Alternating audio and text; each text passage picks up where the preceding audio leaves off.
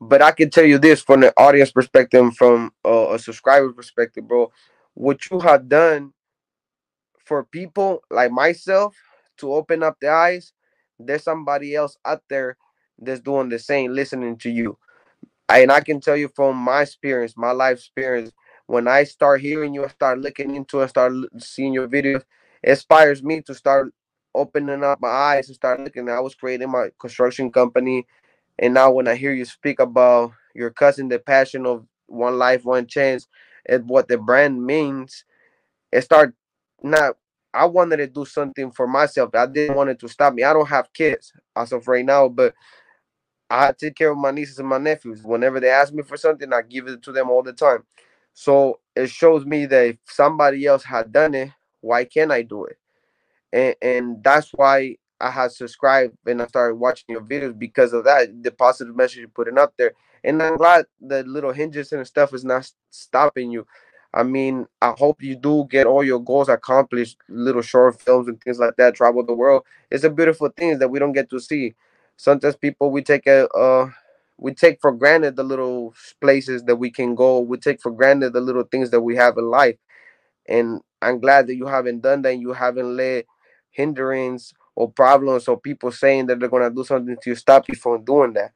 And I'm glad you have kept doing that because at least you reached to me before you decided to quit this YouTube. You reached somebody that I'm glad that you came into my life with at least with those quotes and those videos because I was at a point of my life where I was thinking about just I didn't want to be here no more on the perspective of like I was so getting to the point where, yeah, I was making money, I was going to work every day, but I was empty because I didn't find the purpose even there, and I didn't want to go back to the streets and start doing the streets again because it wasn't worth it. Me throwing pebbles and rocks out of prison. So to me, I can actually say that you put me in the path where now I can see and go to sleep a little bit more better and peaceful because now I feel like I'm at peace with myself, even though people can say whatever they're gonna say about us. At the end of the day, we're men. We stand on our 2 feet. We're entitled to our opinion, to our say so. And I'm glad I found your channel because you actually have a lot to do with me turning my life around. Even though my wife always told me, push me, and like, you can do this. You have the potential. Like, at least for me, I didn't have the support system either because my mother was the only one. But it's we think we should have it. We think we're entitled to it, but we don't realize how much damage and hurt we had done when we were in prison to these people, and they didn't want me around because they didn't want somebody to come and see me and something transpire and they get caught in the crossfire, especially in the area I was living. So I learned how to stay away from that, even though it pained me because I didn't see that, and the person I did want to see was no longer here with me no more. So when you came and I started looking at your video, you actually gave me a purpose of doing something, and you actually put me on the path where I can say now I'm doing this because I believe that I can touch, at least if I can save one kid's life, if I can just take one kid off this path and put him on the right path, then I did my job, bro. And you done that. At least with me, you did it because I was thinking about going back to the street. I was actually thinking about going back to the neighborhood. I didn't left in bad standing, so I could have easily just went back, but actually seeing and you putting the truth out there, it made me realize, like you say, why you keep letting yourself do this to yourself? Why you letting yourself put yourself in this predicament where people is gonna keep telling you what to do, how to do, and then abuse you, use you, and then discard you like garbage. So from at least from my perspective, I thank you that you keep doing this.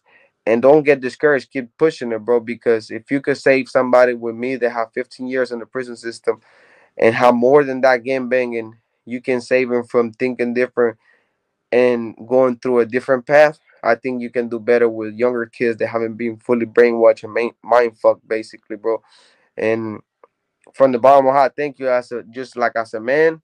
I appreciate you doing these things, and I look forward to every single time I listen to your video, bro. And every time I wake up, I check your page to see what kind of knowledge you're dropping because behind every single video, if people actually take the time and look at it and sit down, there's a message behind what you're preaching. Even though sometimes we get stomped on and cursed at, but the message you're applying is a good one. And I don't know what the meaning of one life, one chance quote means, but maybe someday I know they have to do with your cousin. I don't know what the meaning of that is. Maybe someday you can break it down for us and we can actually understand. To me, it's like I have a second chance at life because I was sentenced to life in prison without parole. And because of the new laws, I had a second chance. That's why I always say, if you get a chance to get a second chance, make it count, make it worth it. Because sometimes we don't know if we're gonna wake up the next day. We don't know if we're gonna die from the cold. We don't know what the next day is in store for us. We can walk out of here and the car just come flying and hit you, and that was it. But Yeah, at least, I do a video like that. I've been meaning to do one about that because a lot of people always ask like what it come from, what it means, and it's like it started off as like a family thing, but he had more meaning to it than what I'm putting out there. It just takes a lot to break down because I got to reflect on him. Then I have to bring certain scenarios and certain situations about him to light to show you like why he got that tattoo tatted on him. So yeah, one of these days I'll drop a video on it to explain it to everybody. yeah, man, we really like enjoy. At least from my perspective, I would enjoy to know what that means and actually get the meaning of it because it's catching, not just catching, but when you actually think about it, the meaning of it is really deep, you know. So before we go, brother, before we go, I know we've been here for a minute. So before we go, I want to ask you one more question. So now you're on this point, almost getting ready to get monetized. I know you don't talk about your drug use in prison too much. Just quick before we leave and everything, is that because you are ashamed of that you used to get involved in drugs, or is that something you just don't want to get reminded of? Nah, it's a that's I mean I can I see. I think there's more shame in my drug use than there is with my gang banging. You know, there was one time where I shot an Asian dude thinking he was a Southerner because I was all drugged out, and the homie was like, "Just shoot him. He already seen your face." Because I pulled a gun at him, but I kept telling the homie like, "Bro, that's not a blue belt, bro." And I told the dude lift up his shirt. And I was like, "Bro, that's not a blue belt." And he was like, "The homie was just spun out. We've been up for days." And you go shoot him anyways. And I was like, "All right." And I shot the dude, and he lived. Seen it in the newspapers, and when I sobered up, I told that fool, I was like, "Bro, you serious, bro? We were drugged out, and you made me shoot somebody for something stupid." And like, there's more shame in there. I made more bad decisions on my drug use than just gang banging on a regular when I was drunk or when I was sober. But the person that I became, the stories and the violence and the people that I hurt during prison because of my drug use, it's like I just feel like if I tell the audience that, they're gonna be like, "Wow, bro, that's the kind of person you were. That's disgusting." Like, it's one thing to say, like, "Yeah, I was gang banging, I jumped him, and he jumped me." People get all into it like it's a war story. But when you explain how drugs influence those kind of decisions, then you start to see the realities and the shame of it. But I already said that when I get monetized, I'll start telling them.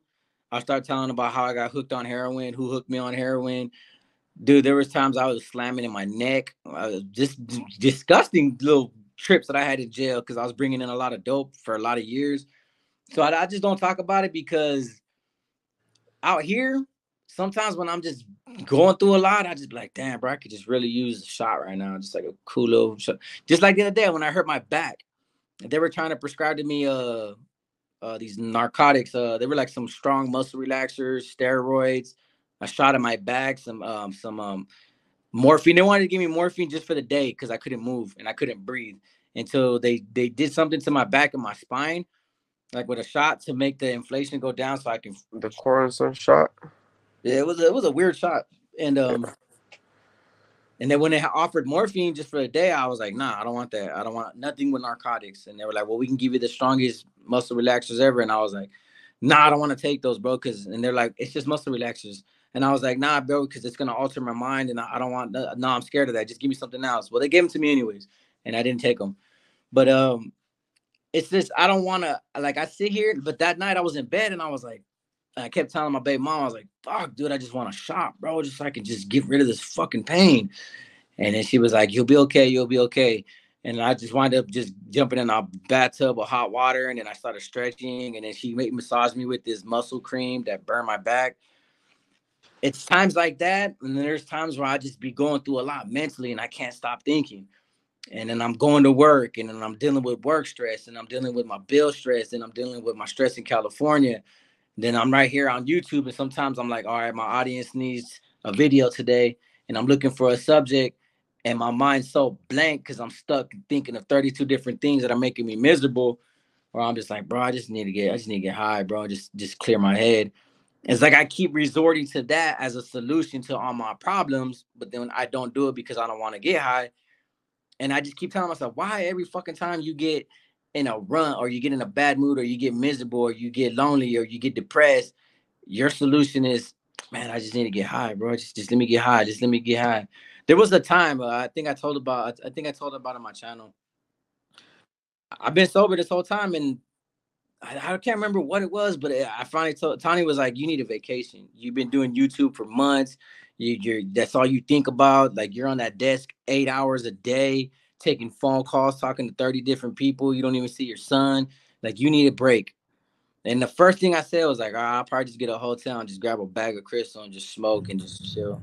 She goes, why would you do that with the way your mind thinks? And I was like, yeah, you're right, huh? That's not a vacation. She goes, no, go to a different state. And I was like, man, I ain't gonna spend no money on that, man. My money's for my kids. And then I just went back to the desk. And she hated it. And then I moved out here and I still been on the desk. I still haven't took that vacation. And she's like, man, you need to slow down. You need to give your mind a break. But to me, it's like giving my mind a break is just getting high and just like I'm always gonna say I do miss all that shit. I do miss heroin like crazy, but I refuse because I know what I'll lose. So instead, it's just like, well, all right, then I guess I gotta be sober and just sit here and deal with these thoughts and deal with these demons and just think, hey, bro, like people are counting on me right now, so don't break. So I gotta have the strongest willpower known to man to sit here every day and deal what I deal with, deal what I deal with on the phone, deal with YouTube's bullshit, deal with YouTube's and the haters and the criticizers, and deal with my work and deal with every bill that comes every other week. I just gotta learn to deal with it and just say, hey man, just getting high is not gonna solve none of this, bro. So don't even think about it. It's not easy, bro. It's not easy. I can tell you for the old Tecate perspective, I used to use heroin a lot. And for us, for the mass 13 gang members, that was a big no-no. At least from up here in Northern Cali, the youngster, when I grew up, when I started getting banging, we weren't even allowed to smoke weed. That's how bad it was. That's how strict it was. But it tripped me out that you have the willpower because I struggle a lot with it. I still do to well, I don't use to this day, but I struggle with that same thought. Like sometimes when I get frustrated or I work, sometimes the things don't go right. I think about I just want a shot. Just like when I got fucked up back. I got dislocated this and all of that, right? So when it's cold, I tell my lady, I was like, I wish I just can get the each off that little edge, you know what I mean? But you gotta be strong, and I'm proud to you for that, bro. That you're strong and you held and strong. The Are you doing any programs? Are you going to any meetings or anything like that? They skipping you on that path for drug Nah, use? Or nah, I just look at pictures of my kids. I look at my son and just go from when he was born to now, and the way he always smiles. See, I call now that I'm not in California, I call my baby mama, my son before I go to work, and I FaceTime him for an hour, and then when I come home from work, she's getting up, and I will FaceTime him until I'm tired, and I just talk to him, and he smiles at me. He don't talk yet, but and that's my reminder to say, hey, you got to do good, bro. You got to. He's counting on you, bro. I'm just gonna let him down. So I no, I don't need no programs because like I said, at work I got 12-hour shifts and I got a lot of downtime. So I'll sit there and just review comments, find solutions, find conversations to have with other people, research a lot. So I keep myself distracted. This studying in this YouTube channel and my passion for growth in this YouTube channel allows me to kind of stay away from the thoughts of using dope and going back to the needle. It's just when I have nothing on my hands and everything else hits me at one time, that's when I think about it. But then I'll just go play PlayStation. I'll just come back to the computer and just be like, hey, bro, you don't need it. You don't need it. that's right. But that's a good strength. Will if we had it to game bang and to do what we did, I think we have enough to say challenge to that shit. That black tar heroin is the devil, bro. Believe me, that's the devil. I've been to some points. I'm trying to quit. Like I told you before, I come home. Sometimes I drink me a beer or two when I come home tired. But I'm trying to even leave that because I'm trying to live a little bit more healthy and go from there, bro. So I'm glad that we got to sit down and talk about it. I hope this is not the last time that we do this. And man, I'm really glad that we got to interact. There's a lot of more questions that we want to get to it, so hope we can get to do it one more time, bro. And you Got my already know 'em. anytime, fool. You already know my channel's open. My phone is always open. We're here for each other, bro. I thank you very much for all your knowledge and all the help you have done for me with this YouTube channel and just on my personal life as well, bro. Thank you. And like I said, bro, let's just keep pushing, let the haters hate, and then let's do what we gotta do. All right, man. Thanks for having me on, man. I appreciate it, bro. Thank you. Let's